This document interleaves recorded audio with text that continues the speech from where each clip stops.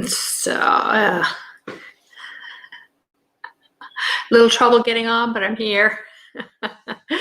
Over the last couple of days, I've been interacting with a lot of people who are feeling overwhelmed, numb to the barrage of being triggered, disheartened even, uncertain of when things will change, if they're about change. So that's what I want to talk about today, is how we can shift from going from numb, discouraged, disheartened, which is not the new normal. You know, we use that word a little bit loosely. It is not about the new normal.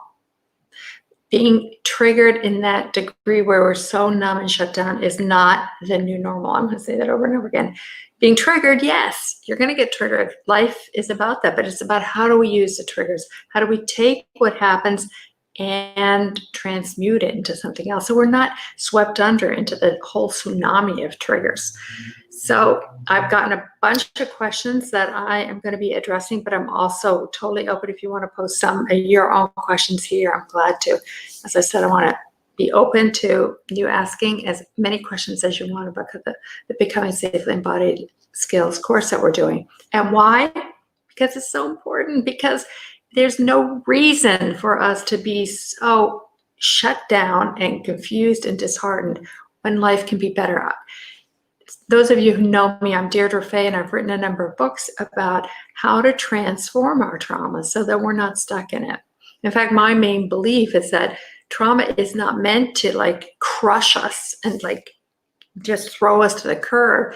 Trauma, the whole purpose of trauma, if we use it correctly, is to clean out the gunk so that we can become more of ourselves. Crummy things happen.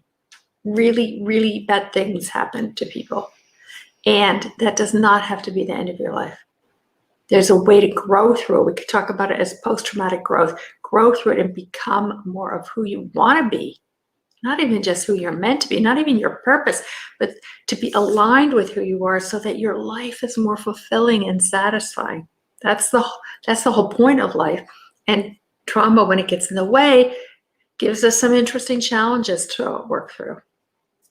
So let me share about one of the people that I worked with today, who told me about how hard this week has been for him and how difficult this person felt, like they almost didn't want to go on. And when I asked what happened, this person said nothing. There was no precipitating event. Now, you ever feel like that when you're taken down and you're not quite sure what happened, but you can't figure out how to change it, right? You feel so stuck in it and you can't say nothing happened, right? Because usually when we think about triggers, we think there are precipitating events. Something happens, somebody does something, we do something, something goes on that sets off a series of chain events, right? But there are those times, and this may have been true for you, I'd be really curious to hear, when doesn't seem to have a precipitating event. So it always makes me wonder about what is going on below the surface. There are those obvious triggers I talked about. You know them, I know them, we all live with them. But then there are the more, let's call them watery, less defined moments when life like captures us and takes us into its dark belly and we start to sink and we get lost in ourselves. We can't get out and we feel trapped, stuck. We go into old patterns. We feel like life isn't worth it. What the heck? What's the point? And the defining feature of those moments tend to be that they don't have words. We can't really describe them. They just feel like, ugh, horrible. Life's not worth living. They tend to happen without words. So with this person, the more we worked it out, the more this dark belly sort of came clear.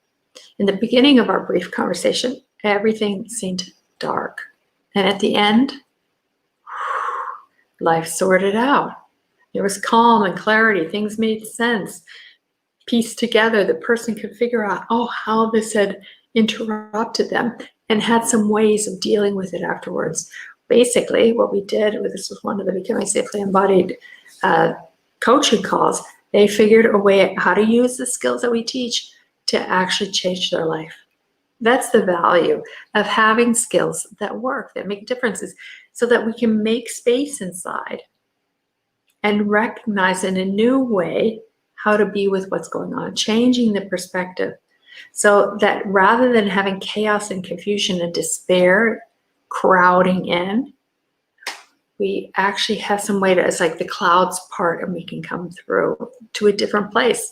That's the value of the BSE skills, the becoming safely embodied skills. This is not just about like somatic skills. This is about being integrated. Thoughts, feelings, body sensations, memory, associations, your whole being, your nervous system, everything is wrapped up in this. You are not just pieces of the puzzle. You are the whole puzzle. You are everything.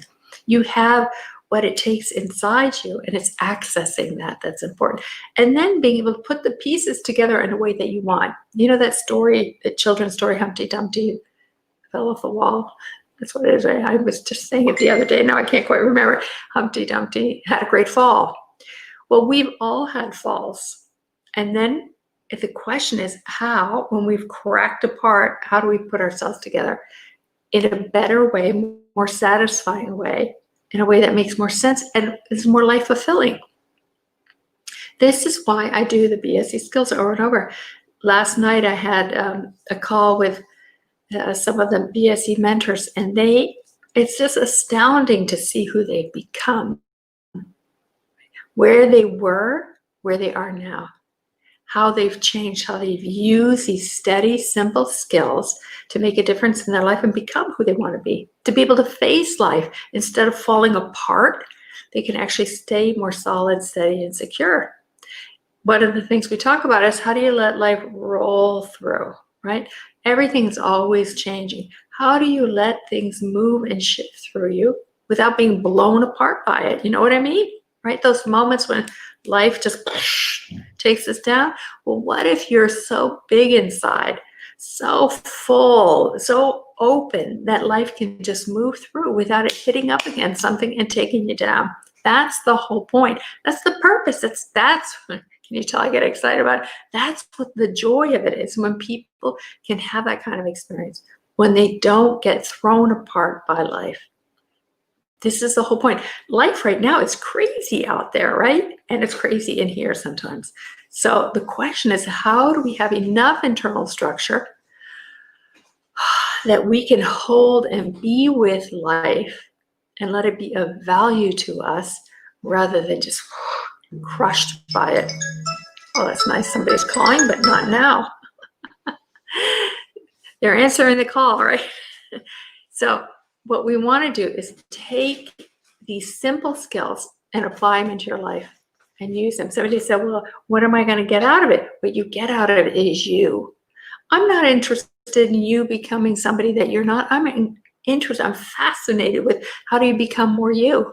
That is the joy of it all, is seeing you become who you've always wanted to be inside.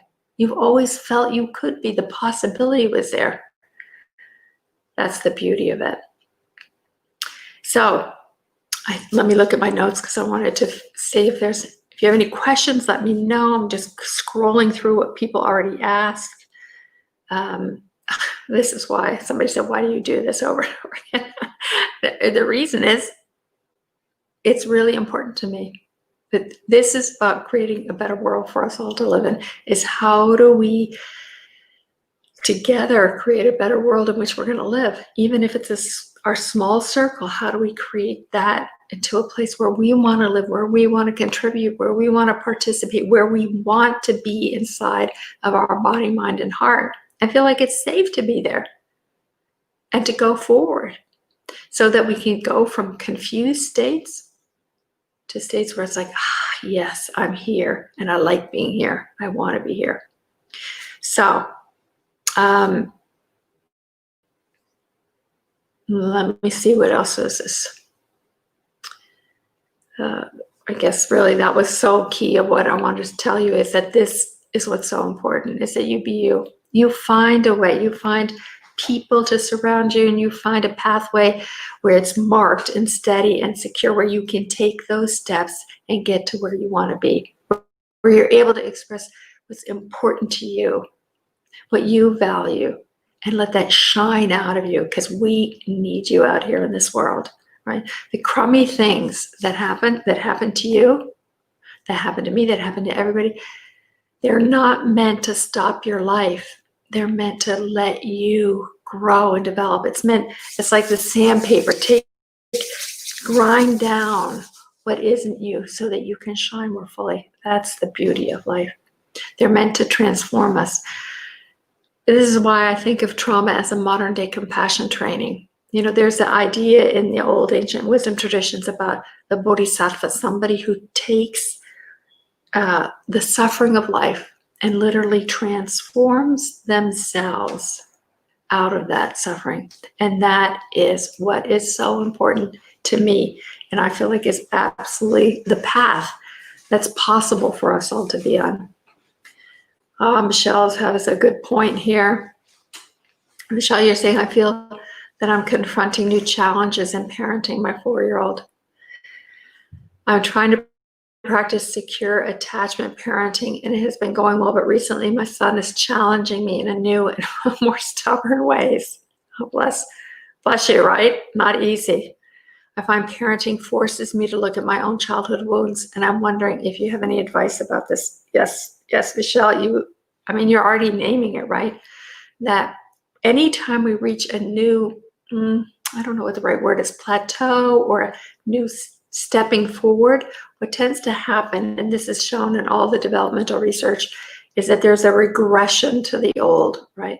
And so it feels like I'm falling apart, and this could be true with your 4-year-old as well, that as your 4-year-old's moving to a new place in their life, turning to the next developmental step, instead what happens of all the old stuff, it's like falling apart, and we feel like we're going backwards instead of forwards. But those are the times, and the research proves this out, is that's when we're actually consolidating the learnings.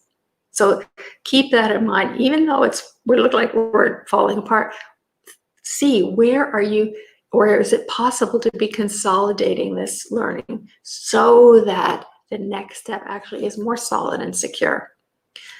And you're right, Michelle, parenting, any life situation forces us to look at what is unfinished in us, the wounds of our life, as you call it, so that we can complete them.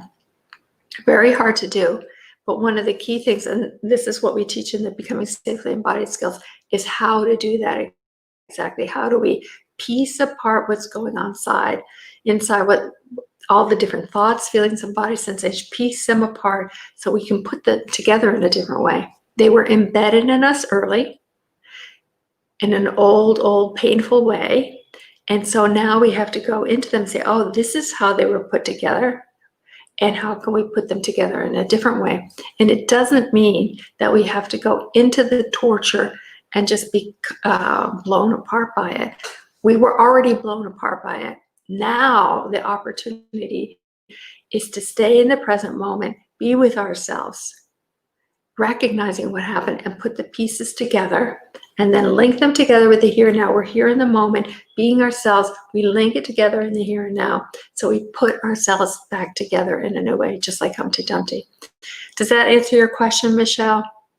Let me know if it doesn't, because this is important, right? And we go through this, we spend a lot of time, and people who continue on with this, that is one of the great healing opportunities, is putting these pieces together. Oh, Michelle, that makes sense. Great. Is how do we link up the past and the present so that it doesn't have to intrude unconsciously? One of the great attachment theorists, Mary Main, said the past is always invading the present. It's like we're wearing glasses and we don't even recognize that we are anymore. And so our task is to say, wow, those glasses of my childhood, wow, that's really influencing me right now. To be able to take them on, put them back on if we want, but not to be encased in them as the only possibility. That is what is possible, is when we can take something that's out there and reorganize it in a way, integrate it, so that we can actually move forward and have the life we want. We can consolidate that learning, change it so the past is not intruding, We can take a breath and face life. The whole point of being an adult, isn't it, is to be able to be in this moment and be with life's hurdles, because there are going to be hurdles. You can count on it, but be with them in a new and more powerful way, more satisfying way, more nourishing way. Otherwise, life is really almost too difficult to be with. So let me know what else there is, if anything. You can count on it. Life is going to happen that upset you, upset me. It happens all the time still. But the thing is, now I have more capacity, right? Instead of being small inside, I have a lot of room. Think of it this way. Now, those of you who are a lot younger than me are not going to remember when the internet first started, but I can. Isn't that funny to say that? When the internet first started. But when I first had my first, I think it was a CompuServe account, I remember I hit the send and receive emails, and it's like nothing happens. In fact, I can remember going from the third floor down to the kitchen, make myself a cup of tea, come back upstairs, and it's still like not really coming in very fast. That is the old way of doing it. That's what processing in the old way was. But now, what do we do now? We click send and receive. We get a ton of information.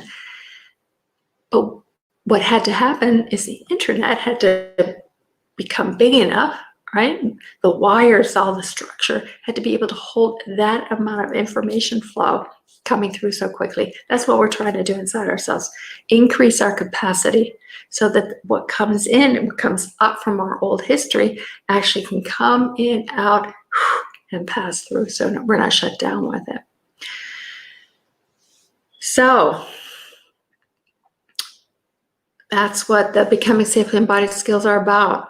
Doing these simple, practical skills and doing them over and over so that it becomes natural, and so that we break the habit of the old ways of being and instead choose new ways of being. And that's what we're going to be doing in the 5 weeks of the Becoming Safely Embodied skills. You're going to be doing it with other people. Many of the people have actually taken the skills course 4 or 5, sometimes 7, 8 times over and over as a way to practice and consolidate their learning so they can keep moving forward in the way that they want.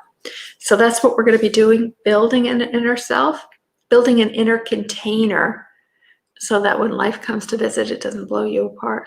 It's like, oh, whew, let it move through. This is a way that you're going to become strong enough, clear enough, steady enough so life can flow in and through and around you without taking you down. It's all about growing, developing, and flourishing, all the while having your needs met for life so that you have the life you want. All right. That's what we're all about. I look forward to being with you. I want to see you on the other side. And if you want more information, here's the link, dfa.com/BSC. And I look forward to seeing you. And please send me questions. You know I love to hear it, love to go through them, love to know what's happening and see if I can help you reorganize inside. All right, my dears.